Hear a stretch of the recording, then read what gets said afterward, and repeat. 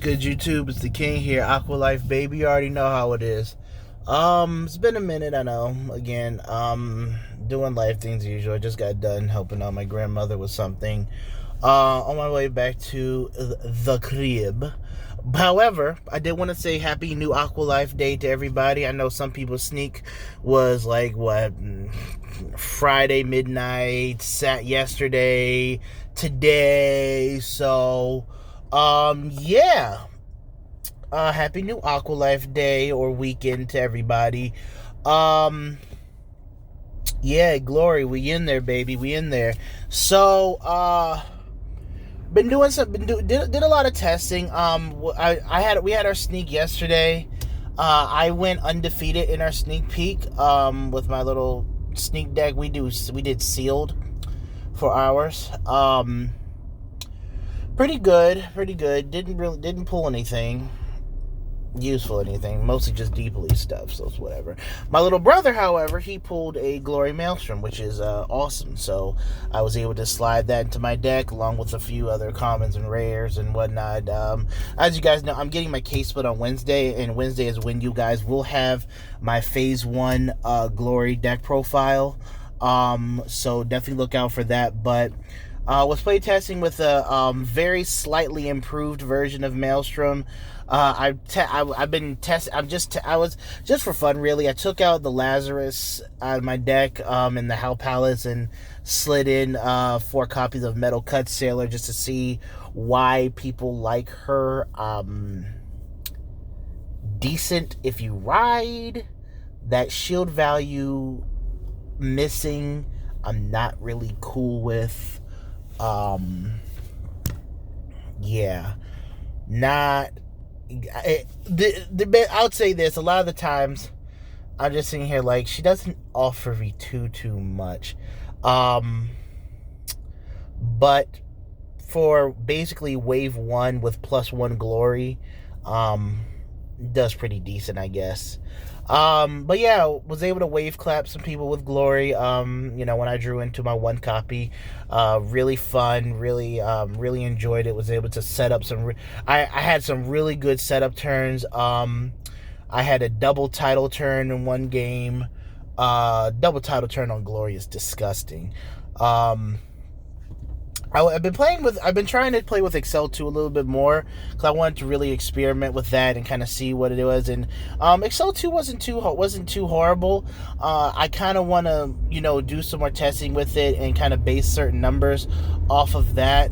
Excel 1 I found to be very, very good when going up against like Protect or Excel, when you have like your pieces in hand and you got some really good early advantage here and there, especially if you have a grip on what your hand is. There are some matchups in which you would want to go in Excel 2 because you want to maybe in some instances you want to draw into a trigger because you want to retain some defense. Maybe you're or in the sense of you want to keep moving cards off the top of your deck as fast as possible because you want to dig for glory, you want to dig for pieces. And I did run into that scenario quite a bit. Drawing a trigger off of Excel 2 kind of sucks. It is what it is. It's just an extra draw, but I'm trying to put myself in the mindset of, well, if I do draw a trigger off the Excel 2, I would rather have hit it, but I guess it would just be a defensive piece, and then I'll see what comes next. So, is what it is in that regard. But yeah, the deck's really feeling really well. One thing I wanted to really cover and talk about was the fact that what glory really brought to us, guys, and this is going to go along with me helping you guys learn how to play Aquaforce and not give up on the clan or the deck a month after we get our stuff out and whatnot, because I know once Ganslot drops, Glory Maelstrom is going to become more of an afterthought unless somebody wave claps you at a tournament. And I'm all for that.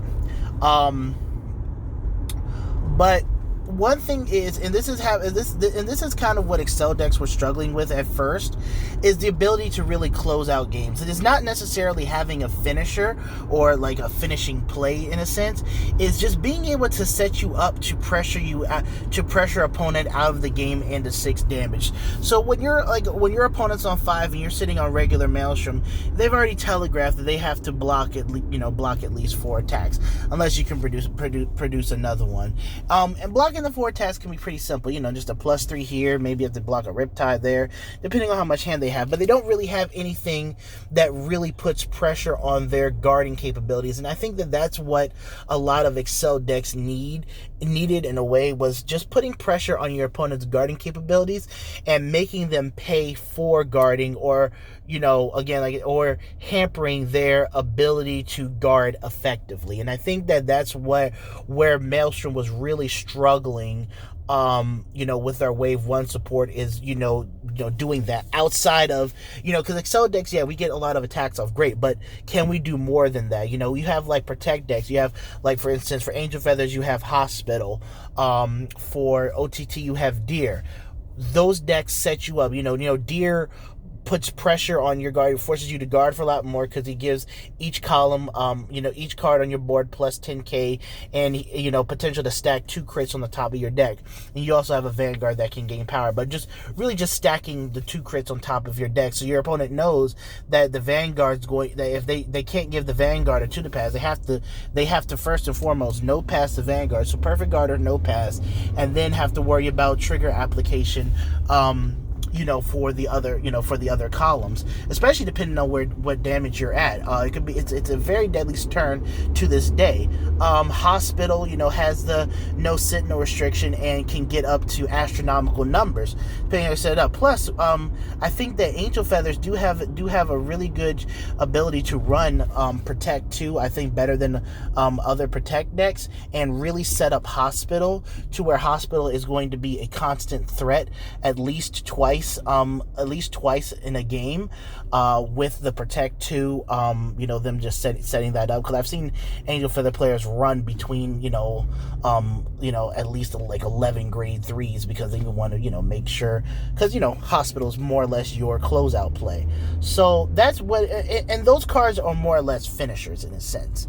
In Excel decks, you do have a card, you have Raven-haired Ezel, who, not necessarily a finisher, I would say, but he's more of a guarding pressure type of card, where he has the manipulation and he has the extra crit. So your opponent does have to play around them, but really a lot of the other attacks coming from golds aren't really that threatening. They don't really get up in power and whatnot.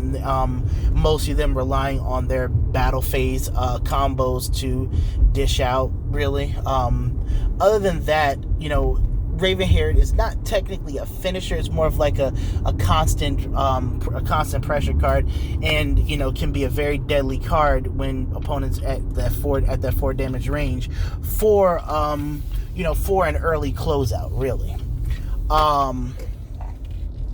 So there is that. Now you also have just got home, yay. So then you also have Tachikazes. They haven't gotten support in God knows how long. I think they're getting support in later on this year, so that's nice. That's definitely nice to see. But do they have a problem with closing out games?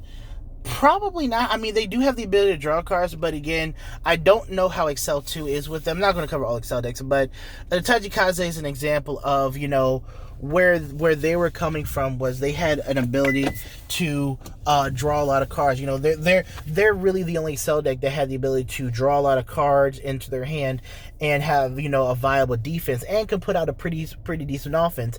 But they do need to see their combo pieces, and they're more of a they're definitely a combo deck that has the ability to move fast. My windshield. Thank you.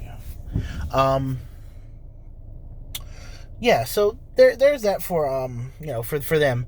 However, but like I said, for Aqua Force, in a sense, I really feel like Glory, and it's not just Glory, like looking just past Glory, really. A lot of the other support that can come out for us between Coral Assault, Nico, Wheel Assault, really set us up for being able to close out games when when we need to close out games, especially if we're kind of downtrodden and we need to figure out a way to put an opponent from 4 to 6 because we know that we can't really survive their next turn just based upon what they've been doing throughout the game. We need a way to ensure that we can at least put them to 6 damage. Heal on 6, who cares? I'm just thinking about at least putting them to 6 damage. And Glory, the guard manipulation skill plus 10. So essentially, Glory is a guard manipulation card for all your cards, and he's a front trigger. So he's a front trigger before a front trigger, which is absolutely fantastic. It's definitely something something that we needed, because Maelstrom can give +3 to the whole board, but that doesn't heavily change the guarding stages. Glory does. You have Coral Assault, you have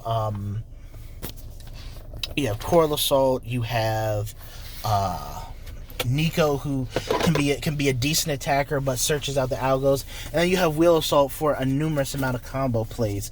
So the whole deck is really really good in the sense of that it gives us a strong end-game presence.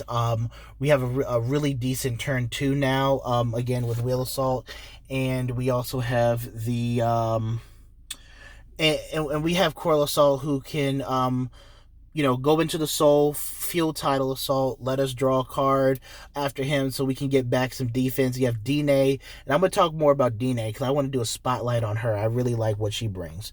But yeah, that's it, guys. Just my thoughts from Sneak Weekend, and kind of just some things I saw and wanted to cover. Again, I feel like with this new support, we have we're better at that 4 to 5 damage range closeout to put an opponent to 6, and I think that that's something we desperately needed and what a lot of Excel clans are definitely looking for. All right, but this has been Cardfight King, Aqua Life, baby, you already know, and I'll see y'all later.